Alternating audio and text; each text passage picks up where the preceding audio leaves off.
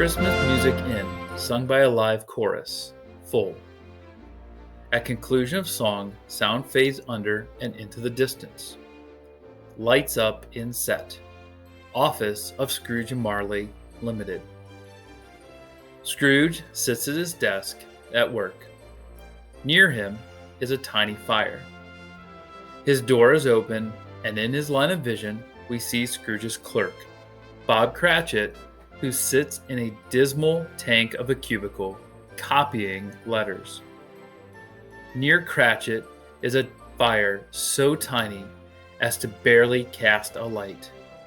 Perhaps it is one pitifully glowing coal? Cratchit rubs his hands together, puts on a white comforter, and tries to heat his hands around his candle. Scrooge's nephew enters, unseen. What are you doing, Cratchit? Acting cold, are you? Next you'll be asking to replenish your coal from my coal box, won't you? Well, save your breath, Cratchit, unless you're prepared to employ elsewhere. Merry Christmas to you, Uncle. God save you. Bah, humbug. Christmas? A humbug, Uncle? I'm sure you don't mean that. I do. Merry Christmas. What right do you have to be merry? What reason do you have to be merry?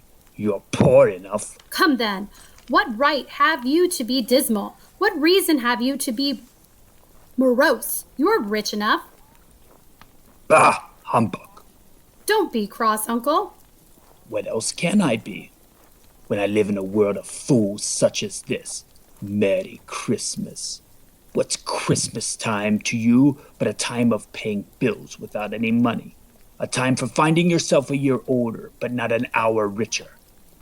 If I could work my will, every idiot that goes around with Merry Christmas on his lips should be boiled with his own pudding and buried with a stake of holly through his heart, he should. Uncle!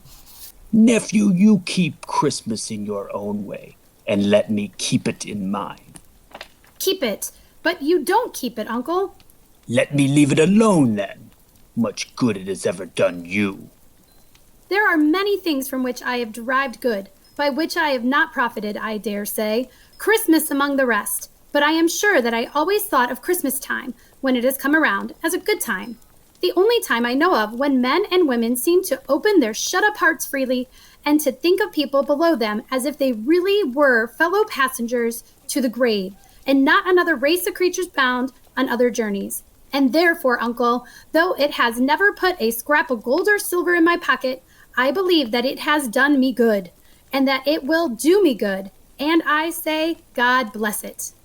The clerk in the tank applauds, looks at the furious Scrooge, and pokes out his tiny fire, as if in exchange for the moment of impropriety.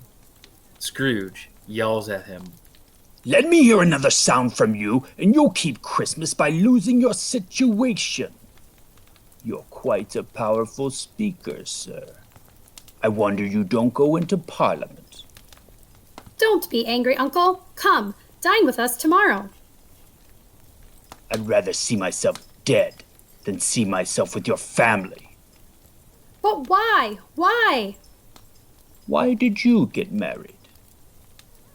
Because I fell in love. That, sir, is the only thing that you have said to me in your entire lifetime, which is even more ridiculous than Merry Christmas. Good afternoon. Nay, Uncle, you never came to see me before I married either. Why give it as a reason for not coming now? Good afternoon, nephew. I want nothing from you. I ask nothing of you. Why cannot we be friends? Good afternoon.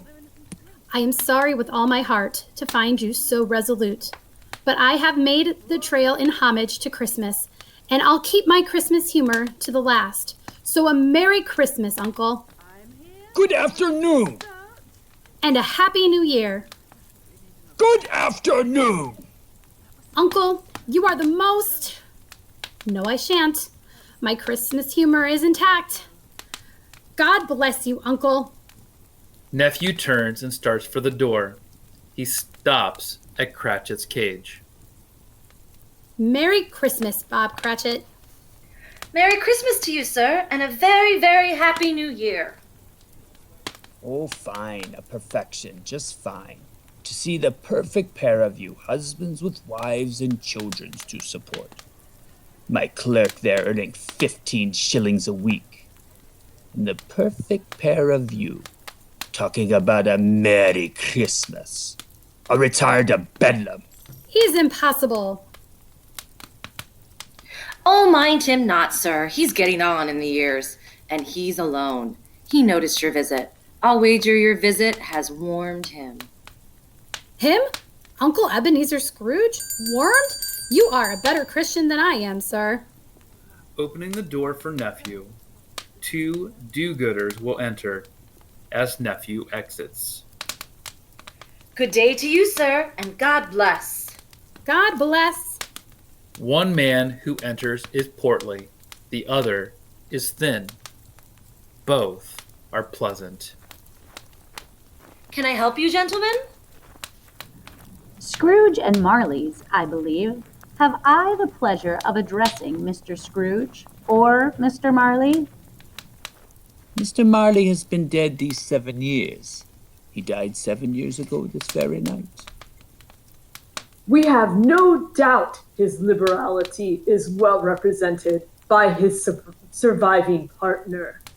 Offers his calling card, handing back the card unlooked at. Good afternoon. This will take but a moment, sir. At this festive season of the year, Mr. Scrooge, it is more than usually desirable that we should make some slight provision for the poor and the destitute, who suffer greatly at this present time. Many thousands are in want of common necessities. Hundreds of thousands are in want of common comforts, sir. Are there no prisons? Plenty of prisons. And aren't the union workhouses still in operation? They are, still. I wish that I could say that they are not.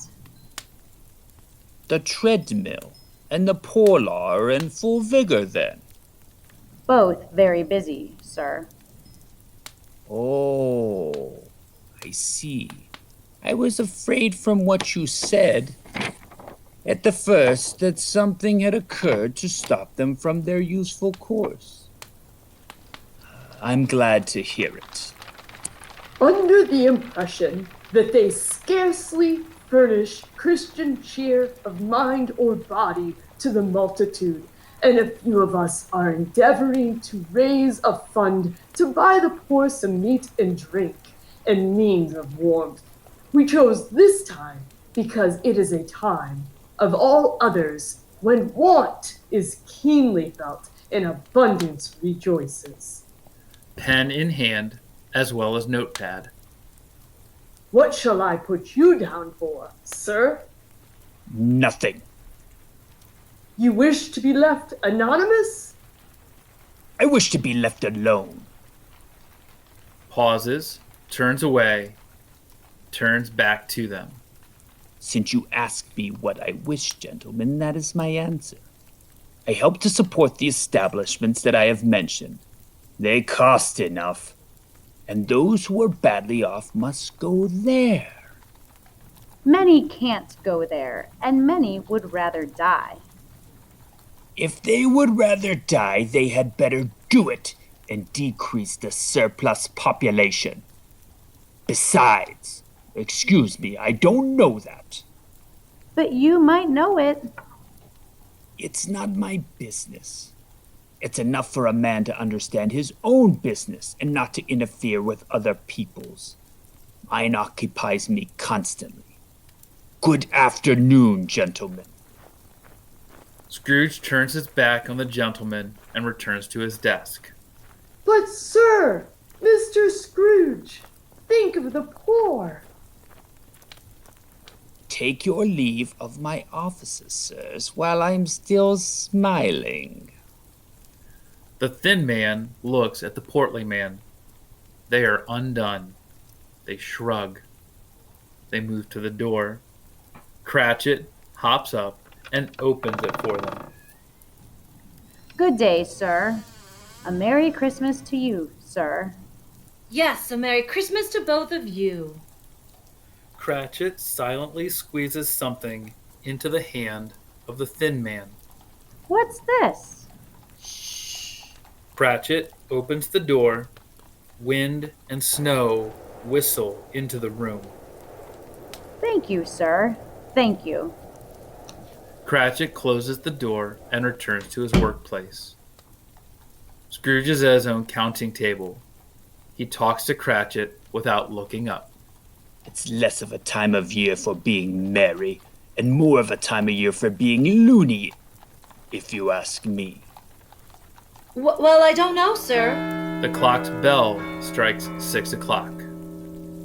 Well, there it is, 6. Saved by 6 bells, are you? I must be going home. He snuffs out his candle and puts on his hat. I hope you have a very, very lovely day tomorrow, sir. Oh, you'll be wanting the whole day tomorrow, I suppose. If quite convenient, sir. It's not convenient and it's not fair. If I was to stop half a crown for it, you'd think yourself ill-used. I'll be bound. Cratchit smiles faintly. I don't know, sir. And yet you don't think me ill-used when I pay a day's wages for no work. It's only but once a year. Poor excuse for picking a man's pocket every 25th of December. But I suppose you must have the whole day. Be here all the earlier the next morning. Oh, I will, sir. I will. I promise you. And, sir? Don't say it, Cratchit. But let me wish you a... Don't say it, Cratchit. I warn you. Sir! Cratchit! Cratchit opens the door. All right then, sir. Well, Merry Christmas, Mr. Scrooge! And he runs out the door, shutting same behind him. Scrooge moves to his desk, gathering his coat, hat, etc. A boy appears at his window. Away in a manger, no crib. Scrooge seizes his ruler and whacks at the image of the boy outside. The boy leaves. Bah, humbug. Christmas. Bah, humbug. He shuts out the light. A note on the crossover following scene 2. Scrooge will walk alone to his rooms from his office. As he makes a slow, long cross of the stage, the scenery should change. Christmas music will be heard. Various people will cross by Scrooge, often smiling happily. There will be occasional pleasant greetings tossed at him. Scrooge, in contrast to all, will grump and mumble. He will snap at passing boys, as might a horrid old hound. In short, Scrooge's sounds and movements will define him in contrast from all other people who cross the stage. He is the misanthrope, the malcontent, the miser. He is Scrooge. This statement of Scrooge's character, by contrast to all other characters, should seem comical to the audience. During Scrooge's crossover to his rooms, snow should begin to fall. All passers-by will hold their faces to the sky, smiling, allowing snow to shower them lightly. Scrooge, by contrast, will bat at the flakes with his walking stick, as might an insomniac swat at a sleep-stopping, middle-of-the-night swarm of mosquitoes.